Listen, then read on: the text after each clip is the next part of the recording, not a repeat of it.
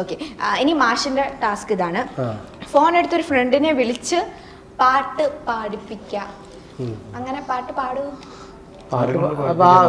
ആ കുട്ടിയെ വിളിച്ചാൽ കിട്ടുമെങ്കിൽ പാടിക്കാം. എങ്കിൽ മാഷിന്റെ ഫോൺ എൻ്റെ ഫോണിൽ എടുക്കട്ടോ. നല്ല കുഞ്ഞത് നന്നായിട്ട് പാടും. ഞാൻ കിട്ടിയില്ലെങ്കിലൊന്നും പറയണ്ട. കിട്ടിയില്ലെങ്കിൽ നമ്മൾ നേരെ തിരിക്കും. ഫോൺ എടുത്ത് കറക്റ്റ് ഇതിനകത്ത് എഴുതിയേക്കുന്ന ഫോൺ എടുത്ത് ഒരു ഫ്രണ്ടിനെ വിളിച്ച് കാശ് കടം ചോദിക്കാനാ. എന്നെ വിളിക്കാൻ പറയാ, എന്നിട്ട് മാഷ് പാട്ട് പാടി കൊടുക്കാം. അങ്ങനെ വേണ്ട, അങ്ങനെ വേണ്ട, വേണ്ട. ശ്രീചേട്ടൻ ഒരു പാട്ട് പാടിയാലും മാഷ് ട്രൈ ചെയ്യുന്ന സമയത്ത് മാഷിനും കൂടെ നമ്മൾ ഇത് കഴിഞ്ഞ് പാട്ട് പാടിപ്പിക്കാം. ഓക്കെ, വിളിക്കുന്നുണ്ട്. ലൗഡ് നോക്കണം. ലൗഡ് സ്പീക്കർ നേരത്തെ പറയണായിരുന്നു കേട്ടോ.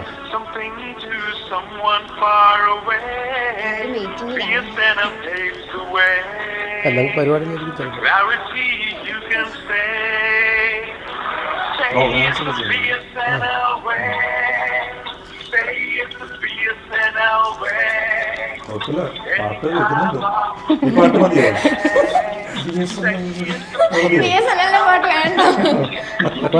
എടുക്കുന്നില്ല. നമുക്ക് അടുത്ത ഈ ഒരു ഇത് ലാസ്റ്റ് ഞാൻ എഴുതി വെച്ചോരണാണേ. അതായത് ഈ ടീമില്, ഐ മീൻ നമ്മുടെ ഈ സിനിമയുടെ ഈ മൂവിയിലെ ക്രൂ മെമ്പേഴ്സിൽ ഏറ്റവും കൂടുതൽ അടുപ്പം തോന്നിയ അല്ലെങ്കിൽ കമ്പനി ആയിട്ടുള്ള ഒരു പേഴ്സൺ. അങ്ങനെ ആരെങ്കിലും ഒരാളെ പേരായി പറയാൻ വേണ്ടി തിയേറ്ററിൽ ഏപ്രിൽ 26 തിയേറ്ററിൽ ചെന്ന് കഴിഞ്ഞാൽ നിങ്ങൾക്കും ഭയങ്കര അടുപ്പവും കടമ്പാസുരന്. പിന്നെ ഇത് തന്നെയായിരിക്കും പരിപാടി. കടമ്പാസുര, സർവരാജ രക്ഷക, സൗരയൂഥ പാലക എന്ന് പറഞ്ഞാൽ നീ ഇവിടെ ഇങ്ങനെ ഇറങ്ങി നടക്കും. അങ്ങനെ ഒരാളെ മാത്രമേ പറയാൻ വേണ്ടി പറ്റില്ല എന്ന് പറഞ്ഞാൽ അത് വലിയ പ്രയാസം ഉണ്ടാക്കും. അത്ര അത് അല്ലല്ല, അങ്ങനെ വെറുതെ പറയുന്നതല്ല. മാഷിന്റെ നമ്മളൊരു നല്ല ബന്ധം ഉണ്ടാക്കി ആരും അങ്ങനെ മാനസികമായിട്ട് വിഷമിക്കാൻ ഉദ്ദേശിക്കുന്നില്ല. നല്ല നല്ല നല്ല എപ്പോഴും ഞാൻ അത് ഒരു കാര്യം പറഞ്ഞോട്ടെ, ഷൂട്ട് കഴിയുന്ന സമയത്താണെങ്കിൽ മാഷിന് കുറെ കോള് വരും. അതായത് ഓരോ പ്രോഗ്രാംസ് ഇപ്പൊ നാട്ടിൽ നടക്കുന്ന പല സ്ഥലങ്ങളിൽ നടക്കുന്ന അവിടെ ഗസ്റ്റായിട്ടൊക്കെ ചെല്ലാണ്ട് ആരെയും മുഷിപ്പിക്കാണ്ട് മാഷ് പോകും.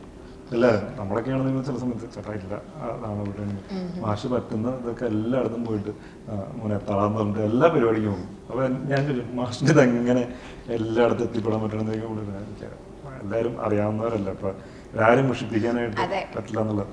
അങ്ങനെ നല്ലൊരു മനസ്സിന് ഉടമയാണ്.